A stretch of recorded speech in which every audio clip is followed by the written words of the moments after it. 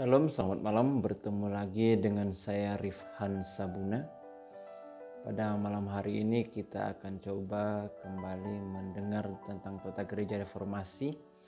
Dan kita akan masuk di pasal yang ke-26 dan 27 sekaligus pasal terakhir dari bagian pertama atau pasal-pasal terakhir dari bagian pertama tata gereja reformasi. Jadi tata gereja reformasi ini ada beberapa bagian dan kemarin sudah dijelaskan ada 4 bagian, dan kita masuki di bagian terakhir yaitu mengenai pasal ke-26 dan 27. Di pasal yang ke-26 sendiri ini berbicara tentang majelis gereja dan juga penginjilan.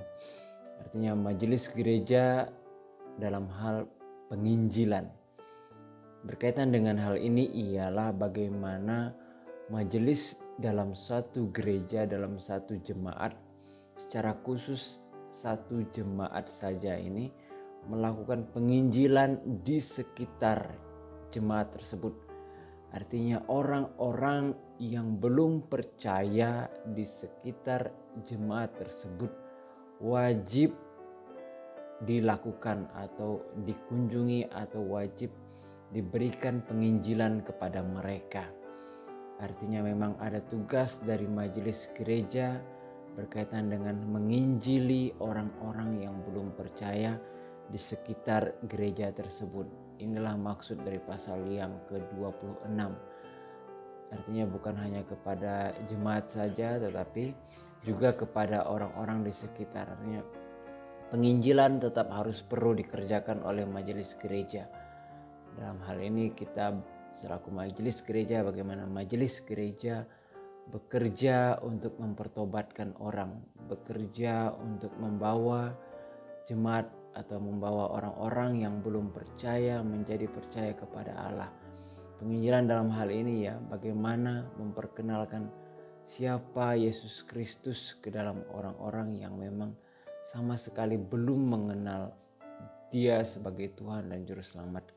Itu yang penting sekali dalam hal pasal 26 ini, bagaimana majelis gereja dan penginjilan. Ada tugas daripada majelis gereja dalam hal ini untuk melakukan penginjilan kepada orang-orang yang belum percaya di dalam jemaatnya. Nah, itu di pasal yang ke-26. Sedangkan di pasal yang ke-27 ini berbicara tentang pejabat-pejabat gereja dan pemerintah.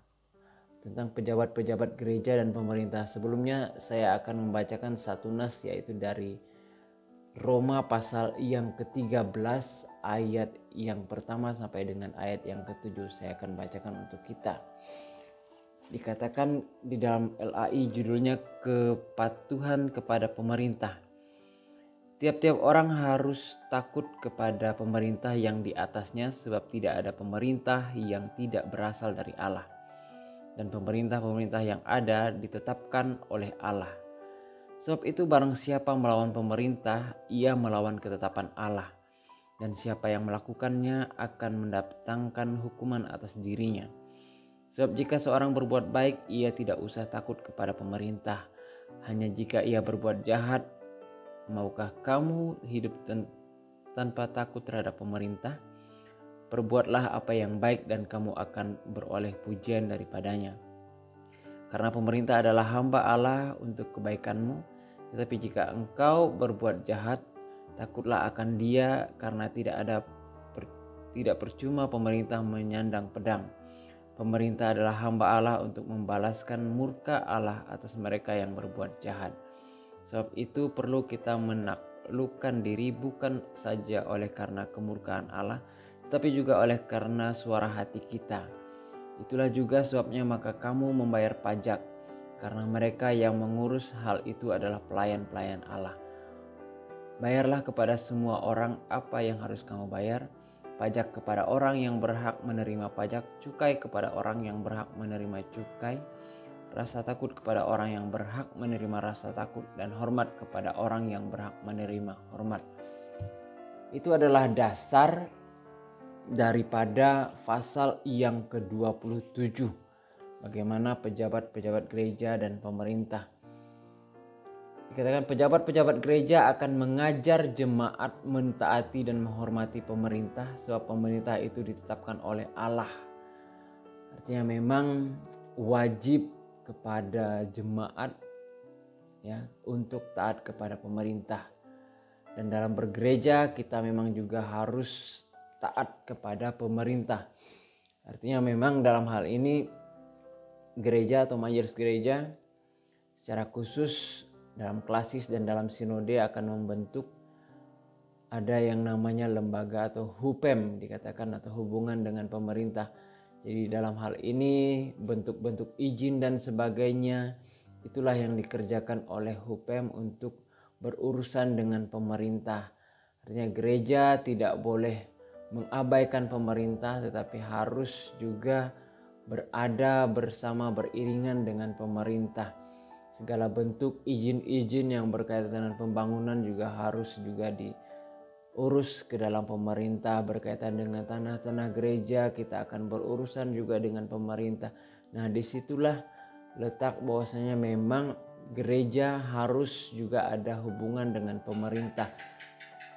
Tidak boleh bahwasanya kita sebagai bergereja kita lepas tangan dari pemerintah, merasakan atau fokus hanya kepada Allah saja tanpa harus kita ada campur tangan dalam pemerintah. Itu tidak diperkenankan demikian. Tapi memang kita selaku gereja kita memang harus juga punya ikatan, punya hubungan dengan pemerintah.